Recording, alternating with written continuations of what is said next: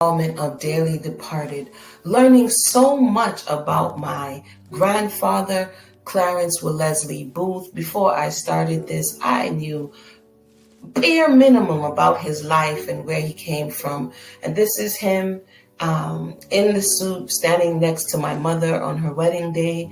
And we didn't have much. I didn't have much. He passed when I was 8.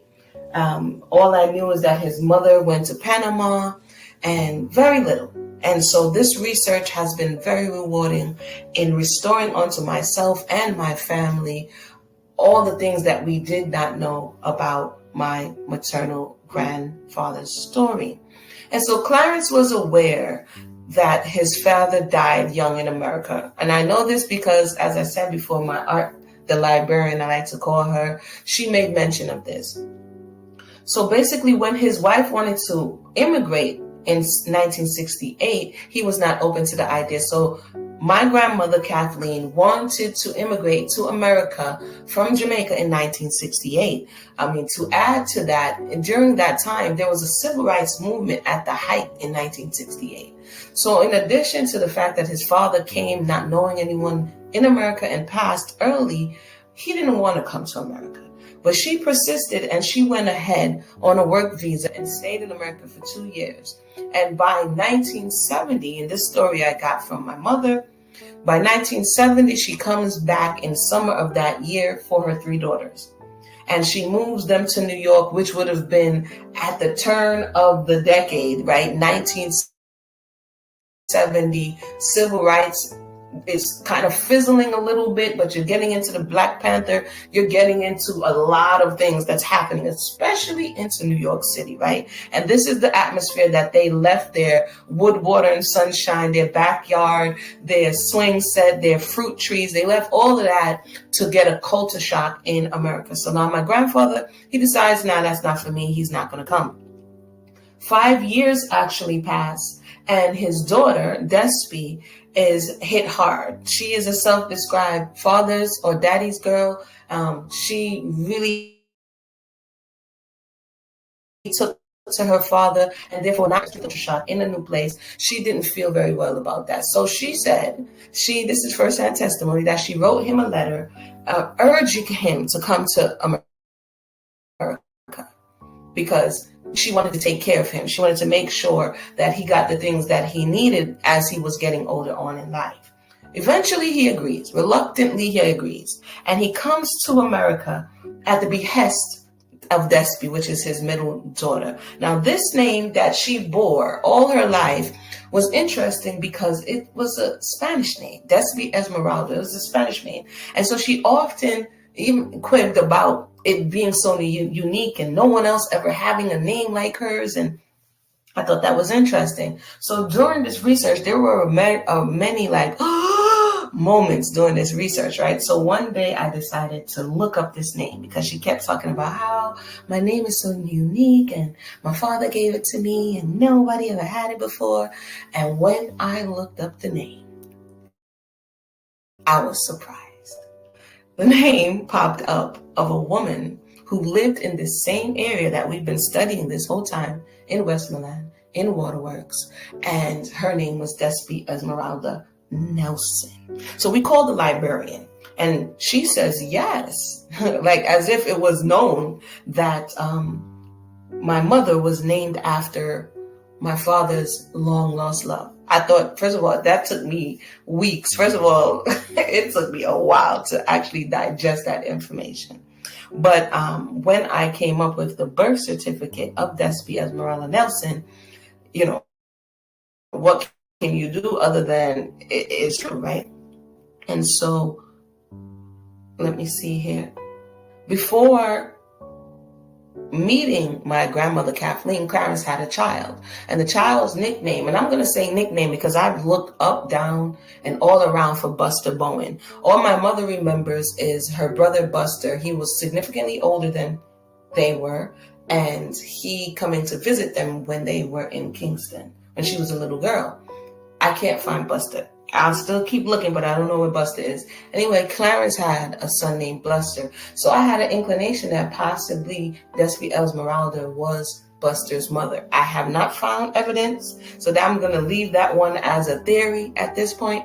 But nonetheless, we did find Despy Esmeralda's Nelson's birth certificate. She was born on September the 3rd, 1901, and she would have been 9 years, Clarence's senior.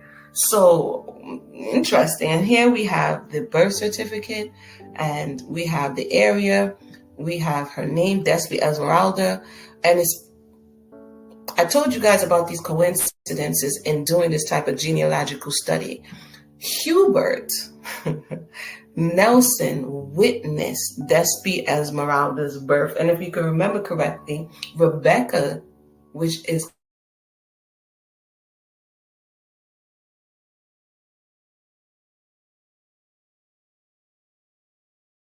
birth, that's sharing a similar name. And this was just something fun to look at as the story was unfolding.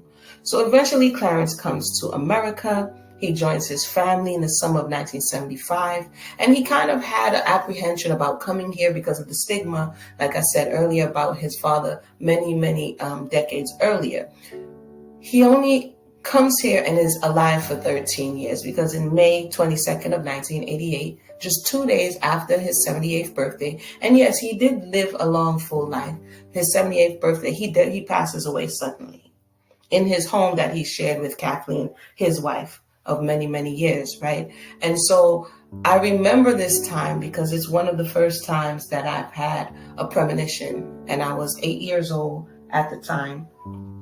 Knew nothing about premonitions or what it was, but in this premonition, I saw my grandfather cold and wet and like outside of a window kind of thing. And I remember waking up, freaking out, telling my mother, there's something wrong with Dada. There's something wrong with Dada, you know? And she's saying, no, he's fine. He's okay. I remember this. I don't remember a lot of things from 8 years old, but I do remember this story. And she's like, he's fine. And then a few days later, I heard that he passed. And in a similar way, in the way that I saw him wet, let's just say when he passed, he was wet, like, right?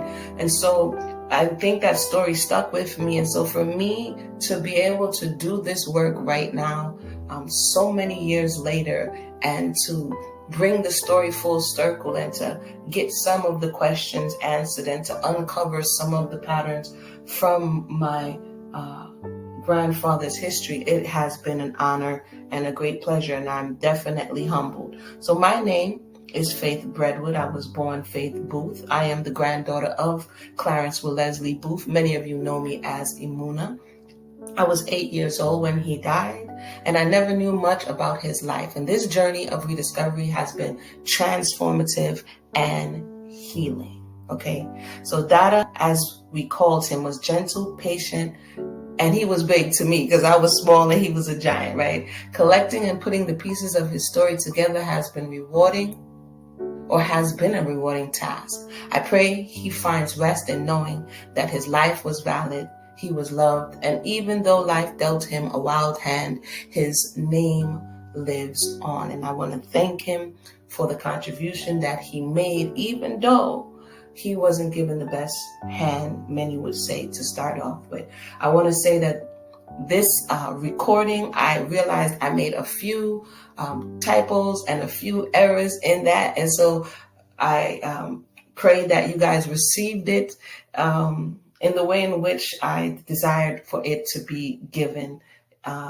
And please overlook them typos. But here is the story, no longer blocked out. On the left and the right is my grandfather. That's his Despy Esmeralda. She's cheesing, and that's me in the middle with my mother. Thank you for all of the work that you've put in with me. Thank you for the countless hours that you allowed me to just talk and revisit and rehash and grapple with all the information. And, you know, we spent countless hours just talking through scenarios, trying to understand what we didn't really have the capacity to do so. And through that, it's a lot of work, a lot of time. Through that, I'm able to make this presentation. I couldn't have done it without my beautiful mother, Despy Esmeralda. Couldn't have done it without Janet Booth. Couldn't have done it without all of those who contributed the things that they remember.